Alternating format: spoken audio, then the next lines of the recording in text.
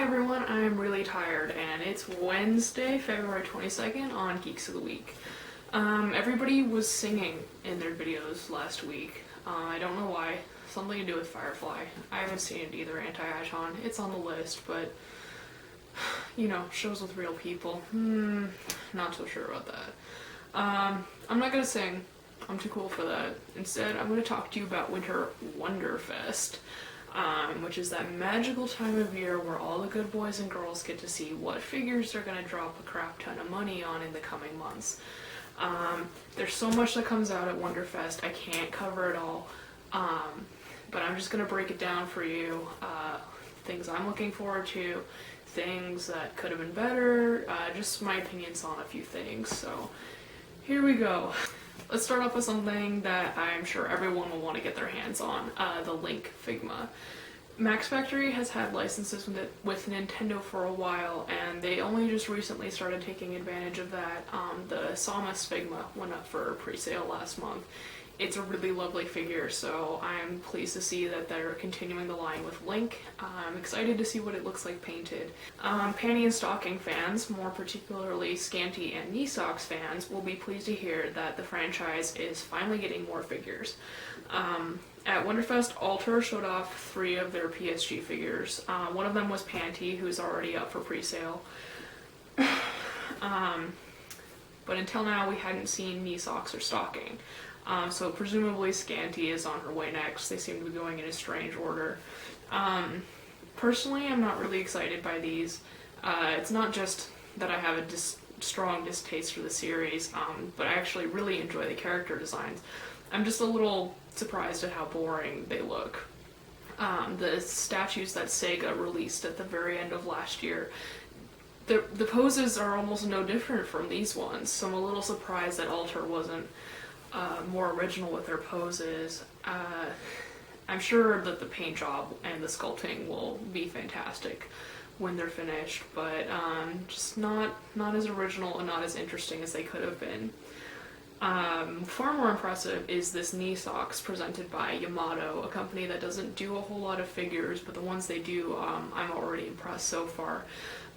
Their Knee Socks is just, it's so much sexier and just has a more dynamic pose.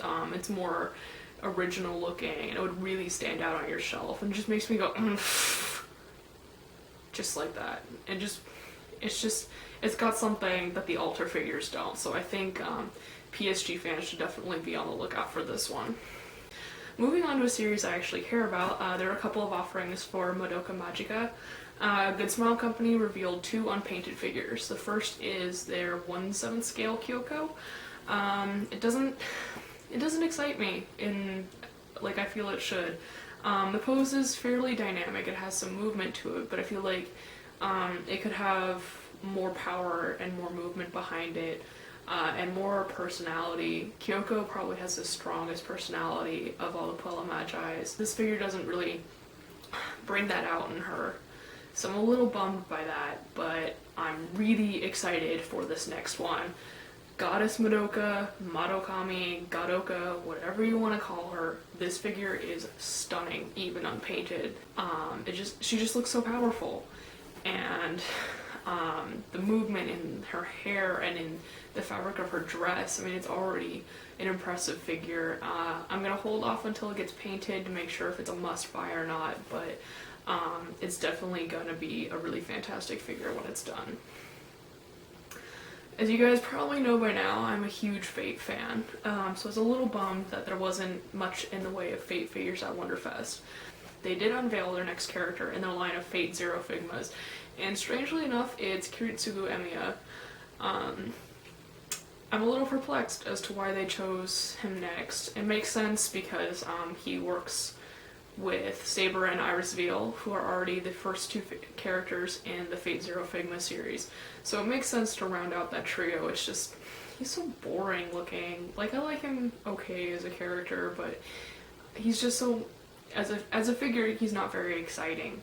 Far cooler would have been a figure of Gilgamesh. I can't stand him, but I mean, he has all that fancy gold armor that would have made for a much more visually stunning and appealing figure. So hoping that's next. Even if I don't buy it, I'd like to at least see it done. Not too long ago, Alter revealed their line of da-da-da-da figures. Izai is already out, I believe, and Celti's up next. She's already went up for pre-order. So next they're releasing Shizuo, who they showed off already painted at Wonderfest. He looks pretty sexy, but I'm not very impressed by the pose. It's a little too static for Shizuo. Those of you who somehow don't know this character, he goes from 0 to violent in about half a millisecond. So I would have liked to have seen that brought out more in the pose. I mean, he's holding onto that stop sign. I'd like to see him at least swing it around, preferably into Izai's face. I'm not familiar with Art Spirits, but they're coming out with the duo Catherine and Catherine set. I'm really looking forward to this one. Max Factory released their Catherine figure last year, towards the end of last year, and I wasn't really thrilled by it.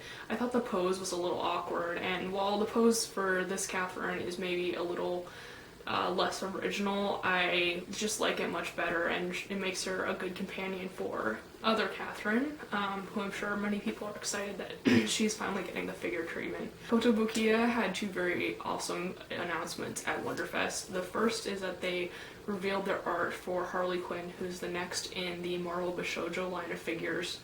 I'm interested to see how they sculpt somebody without any hair, because Kotobukiya loves their hair, but I think the design is really promising, and I have high hopes for this figure. Can't wait to see it come out. And 90s anime fans will be very pleasantly surprised. Kotobukiya is also going to be coming out with a 1/7 scale Vash figure.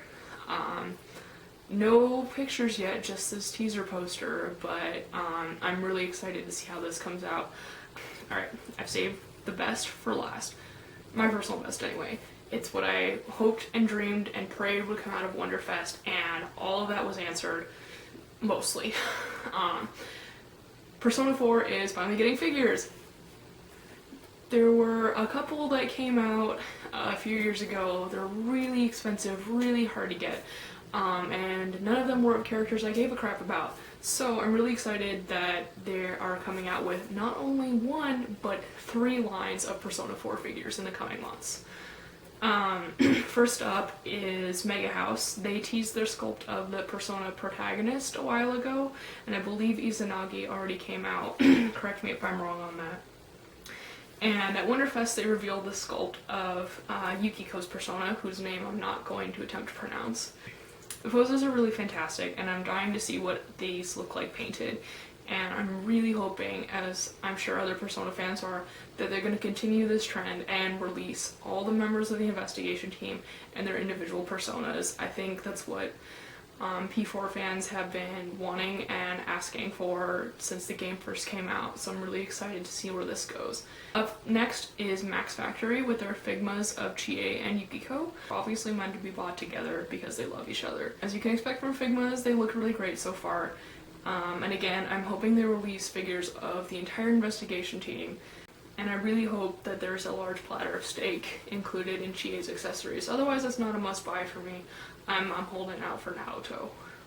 And last on the Persona front is Good Smile Company's Yukiko Nendroid. The face is a little iffy on this one, but I'm sure they have plenty of time to fix that before the real thing comes out.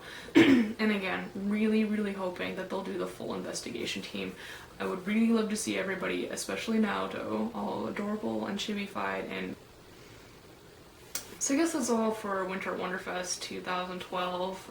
What's this? I have a note here that I should talk about the Vocaloid figures and the ridiculous number of Black Rock Shooter Figmas that are coming up, but I cannot seem to find a single fuck to give about any of these figures.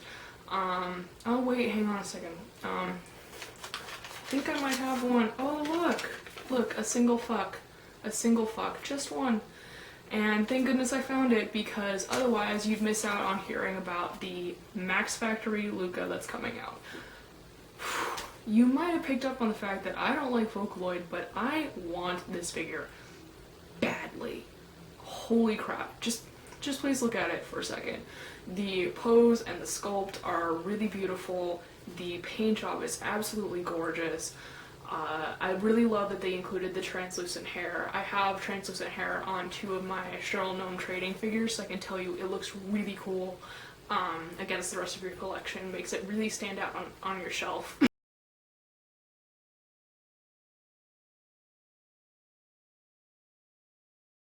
This figure is a true work of art, so Vocaloid fans, stay on top of your pre-orders. You don't want to miss out on this one. Alright, so that's all for Winter Wonderfest. Before I move on, I'd like to thank my friends at plastickitty.com for all their wonderful Wonderfest coverage. On Friday, Nikki asked us what crossover we'd like to see happen. My brain's a little fried because Anti-Eye's suggestion of Batman and Evangelion was so awesome that I can't think of anything else. Asuka would definitely win, by the way. Crazy Bitch and the 3-story tall robot, not really a contest there. I'm not really a crossovers person, so my boyfriend suggested a crossover between Persona 4 and Detective Conan. He just really wants to see Naoto and Shinichi Kudo have a detective showdown, I guess. And my roommate would like to remind me that Fate Stay Night is merely a fancy retelling of Sailor Moon with far less women. So there's some food for thought while I avoid answering this question. This weekend I will be attending the Phoenix Matsuri in downtown Phoenix. It is a Japanese cultural festival that we have every year.